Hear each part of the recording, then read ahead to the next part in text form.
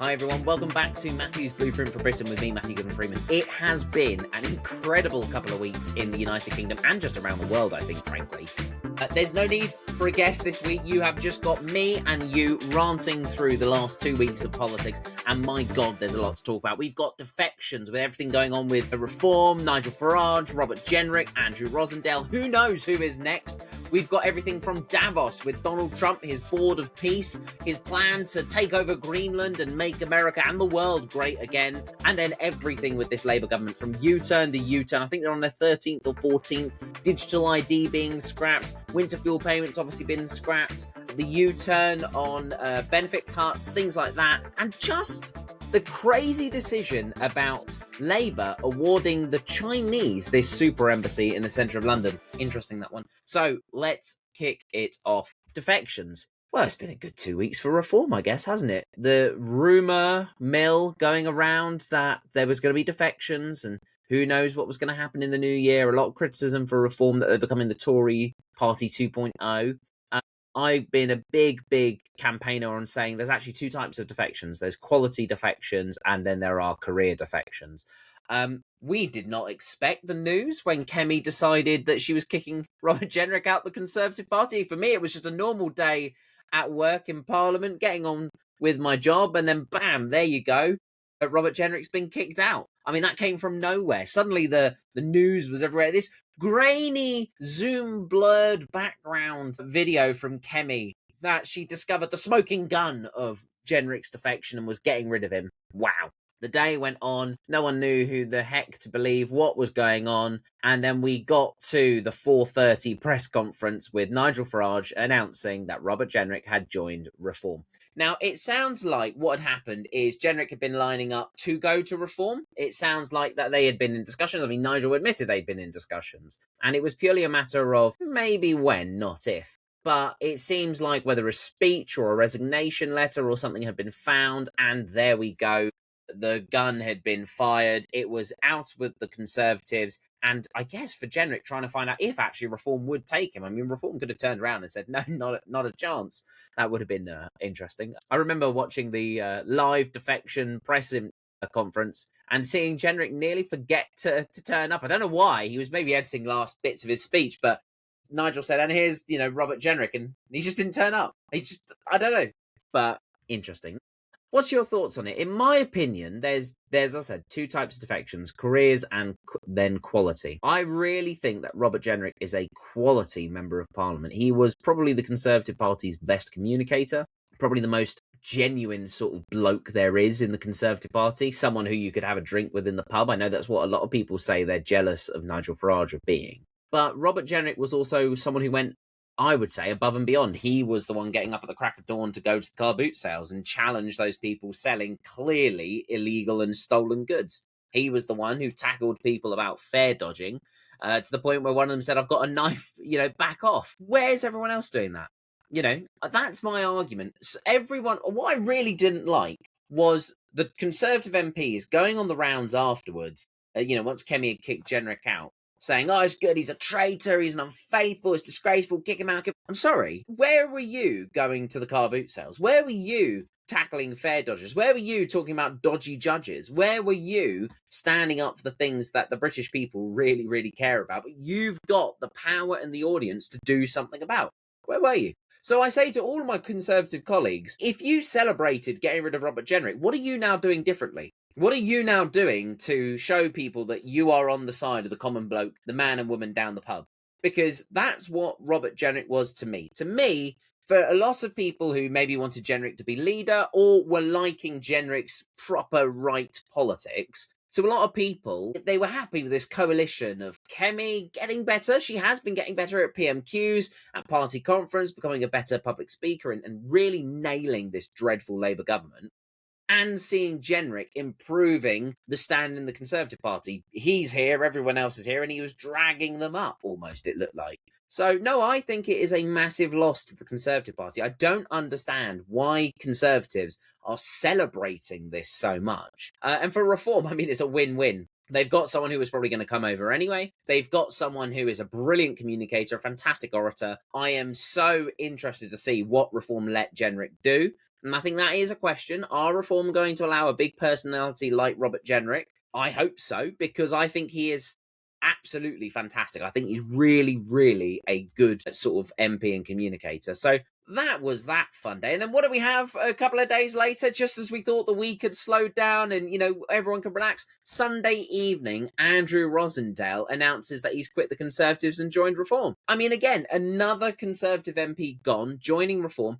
And this time, you ask that question of, is this quality or is this career? Andrew Rosendale had long been talking about the things that Reform would talk about. He effectively was a Reform MP, you could argue, talking about England, talking about Britain, talking about pride in our country. But you do wonder, Andrew Rosendale represents a part of London that is very much moving to Reform. Very much moving to Reform. The local elections coming up on May the 7th predict that that part of London is going to become Reform-controlled council. So is there a bit of Andrew Rosendale looking after his career? Is it Andrew Rosendale thinking, I might as well jump sides now? I'm not sure. I don't actually think so. I think Andrew Rosendale, again, is one of those MPs where he's been around long enough. He's seeing if there's enough appetite and momentum for change in the Conservatives and just decided, no, there isn't. And so Andrew Rosendale, again, another MP where hardworking, stands up for his constituents, actually a good constituency MP, deciding to make that jump from the Conservatives to Reform. Now, you could ask, and it's been said, are Reform now the Tories 2.0? And I think there's a good, question mark about that. Nadeem Sahawi, Nadine Dorris, several Conservative ex-MPs, Ben Bradley, Jonathan Gullis, a lot of Conservatives have gone over to Reform. But if you think about it, Reform were meant to be a better right-wing party. They were meant to be a better version of the Conservatives, in my humble opinion. The Conservatives were soft centre right on the spectrum, and Reform were proper right on the spectrum. So if you think about it, actually, a lot of the Brexit MPs who lost their seats, a lot of the 2019 Boris intake of the 2019 Conservatives, they were proper Brexiteers, right-wingers, take back control of our country, make Britain great again, all those sorts of on the spectrum. So you do wonder, actually, that is where Reform sort of sits if you've got to put them on the dial. But then they come up with policies like the two-child benefits cap being removed, right? And that, to a Conservative, is like oil and water. But Reform drape it in the Union Jack. They say, well, for British families, and making sure that British families have more kids. Do you see what I mean? There's nationalising, right? Nationalising Great British Steel is something that Reform have said they would have done. Nationalisation isn't in a Conservative's DNA, but nationalisation of something draped in the Union Jack, Great British Steel. I think this is where Reform are sort of floating, either on the political spectrum, but also just policies. They're doing things that aren't, founded in deep DNA of this is where we are on the political spectrum and everything we do will come from here. They're saying, what do our supporters and our voters want? It is that form of populism, but it's actually pretty blooming popular. If you think about it, the Green Party, right? Tax the rich, give it to the poor. That's their belief. And we've seen that. They are there on the spectrum. That's where they're going to be. Everything comes from there. Labour under Jeremy Corbyn, proper socialism. That is their position. That's where they're going to be. Everything comes from there. Conservatives under Kemi? Do you want to answer that question? I don't know. I know a lot of policies. I know there's been a lot of announcements, but where would you put the Conservatives under Kemi on the political spectrum? And Reform, as I said, a bit here, a bit there. I think they're proper right Conservative sort of a party. So that's the question for Reform. Are they going to end up Tory Party 2.0? Or is there enough consensus that actually, maybe with a couple of Labour defections, remember they've had defections from every colour when it comes to councillors, Conservatives, Labour, Lib Dem, Greens, Independents, a lot of them. Are they building this coalition of people across the political spectrum who just want to make Britain great again? Is that what they are? Is that what Reform is going to end up being? This big coalition where maybe they don't all agree on every policy, but the idea, the aim, the value is that we're going to put Britain first. And then we move to Davos, someone who is making sure their country is first, making America great again, President Donald Trump. I mean, my God. Firstly, right, last episode we were talking about Iran, right, and everything that happened in Venezuela. Well, skip all of that. Trump threatens to invade Greenland because Greenland's needed for national security, and then says, I'm going to take Greenland by force. I'm not going to take it by force. I'm going to buy it. You're going to sell it. I'm just going to have it. What? And then we get to Davos, right? The global elite all coming together to be telling, the politicians who actually have a mandate what they need to be doing. It's just mental. And Trump's like, no, not me. This isn't what I'm going to do. And he turns up, obviously makes his big old speech about Europe's going down the pan. Fair point. And the fact that Greenland is needed for strategic purposes to keep the world safe from Russia and China. Fair point. And he talks about the Board of Peace. And he announced his Board of Peace, this rival almost to the United Nations. I mean, is that really what it is? Do you think that the Board of Peace is a new United Nations, or is it more a League of Nations that's going to fall apart and die? It is very much trying to give Trump a legacy, isn't it? Trying to give Trump something that he can talk about long after his term is over. And just Davos again, and the concept of Davos, where the world's elite come together, it's just mental. But you can't not pay attention to it. You're interested by it.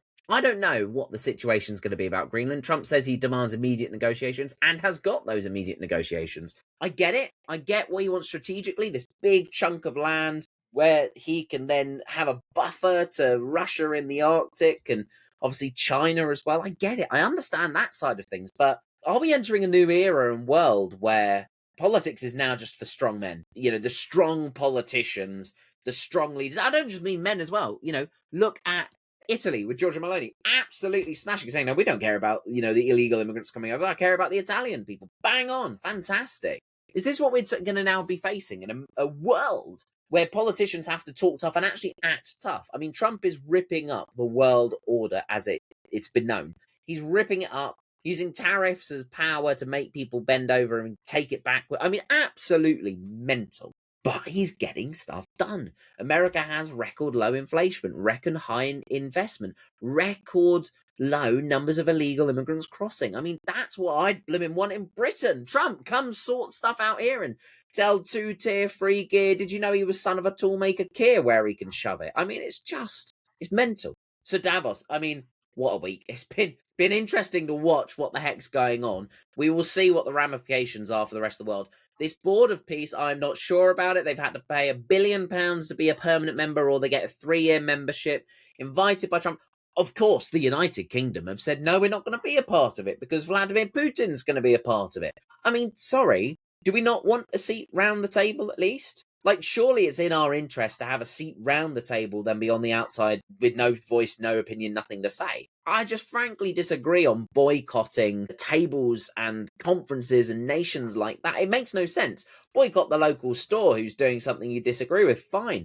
But that? Something so important, the safety and security of the world, effective a replacement for the United Nations. I just don't understand it. But hey, Keir Starmer, you never know. He probably is going to U-turn or flip-flop on it any day now. And talking about Labour, we might as well go on to that. The elephant in the room, the flip-flop society. I mean, my God, every single week, every single month, there is another scandal, another disaster, another U-turn. Like, it's in all of our interests, right? We have a government with a huge majority. It's in all of our interests that Labour do well. That they fix the country, sort things out in this country. They use this majority to make Britain a better place for everyone. My God, they're not doing that. I mean, just recently, the U-turns we've had. Digital ID, mandatory digital ID, do you remember that? It's going to stop illegal migration because if you can't show me your digital ID, that's it, buddy, off you go. Scrapped. It's now going to be not mandatory. It's going to be optional for people.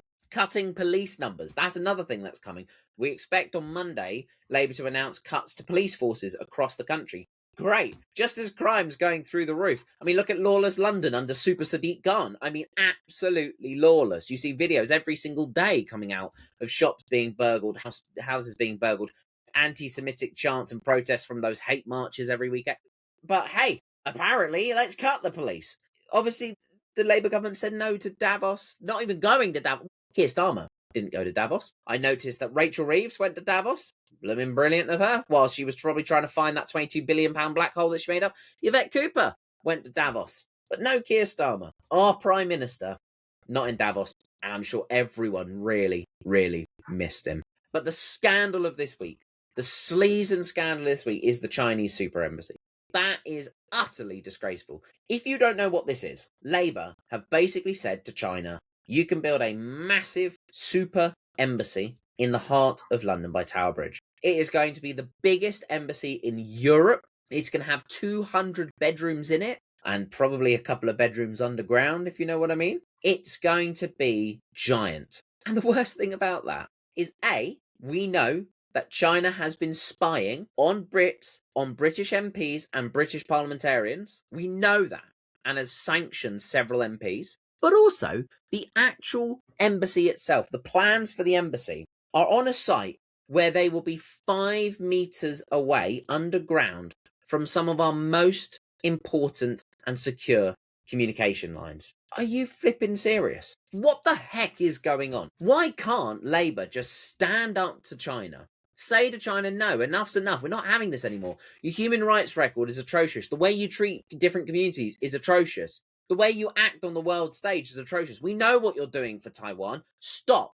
But no, instead we all bow down. We say, oh, we're so sorry. We're so sorry. Please don't hate us.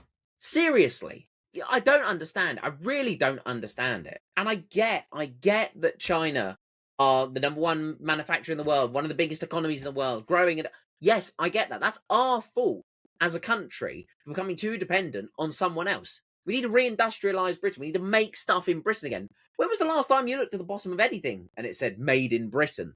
But just being so weak to China. And then worst of all, guess where Keir Starmer's going next week? Yeah, that's right. He's off to China. He's literally going on a state visit to China, having just handed them an embassy. I hope that this gets held up in the courts. I'm told that that's the plan. It's going to be judicially reviewed. It's going to be challenged. There'll be legal challenges against it. So this is going to be in the courts for many, many, many more years. And I hope it never happens. Because when we get to the next general election, whoever comes in, whether it's Conservatives, Reform, I don't care. Whoever comes in needs to scrap this super embassy and revoke permission. Because just like the Chagos deal, where Britain is giving away British territory overseas and then paying for the luxury to lease it back, which America now doesn't agree with. Trump said no, he doesn't agree with this anymore. We are putting Britain last. We're putting Britain at the back of the queue. And I, for one, am fed up of it. And I know so many other people are. So look, that is the last two weeks of chaos, right? It has been absolutely incredible. We've had defections. We've had Davos and the New World Order and Labour's 14th or 13th U-turn. But the most important thing is the fact that we are still talking about it. The fact that we're not going to let them off the hook. We're going to keep talking about it. We're going to keep making sure that people know what's going on. We're educating our colleagues and educating our peers. Because remember, the people hold the power in this country. Whether it's the local elections on May the 7th, where I will be standing, so if you're in my ward, please make sure you vote for me as your local councillor, or whether it's in the Senate elections or in Scottish elections, whether it's in mayoral elections or whether it's one day in that general election. The most important thing is to get out and vote and use your voice. Because if you are not happy with what the heck has happened to this country over the last 18 months, the last thing you're allowed to do is sit at home and do nothing about it. You have the right to vote. You have the power to actually do something. But in local elections, 20 to 30% of people bother voting. That's it. Imagine what it would be if everyone had voted. In mayoral elections, we're stuck with Super Sadiq Khan in London, the Knight Mayor of London who's got a knighthood. We're stuck with him for a third term because only 30% of people bothered to vote. Literally 30 to 40% of people bothered to vote. Imagine what it would be if everyone had gone and voted. And the general election, 60-something% of people voted. Better. Well done. But still not enough. So many of these Labour MPs who were never expected to even win won by less than 1,000 votes. Labour's majority is a mile wide but only an inch thick. And looking at the polls, they're screwed. Good. I hope that Andy Burnham comes back into Parliament. I hope that Andy Burnham takes Andrew Gwyn's seat and challenges Keir Starmer. But I bet you the Labour establishment will stop him. But until then, people like me and people like you watching need to do something about it. We need to be writing to our MPs. We need to be challenging the establishment. We need to be saying and sharing these sorts of messages and voices around with each other. We need to not sit silently because it's something Reform have said. The silent majority is out there and that's what we've got to do. So if you feel the same, if you feel fed up, then make sure you like, you share, you comment, you subscribe. and you do all the things that you need to do to make sure people find this out. Because I am turning this podcast on its head. I'm going to be talking about the things you care about. I'm going to look at new ways that we can get you involved. We can start the conversations and get some real movement going, because Britain needs people like us to stand up and say it as it is. So please like, share, subscribe, comment, and make sure you're following Matthew's Blueprint for Britain. See you next week.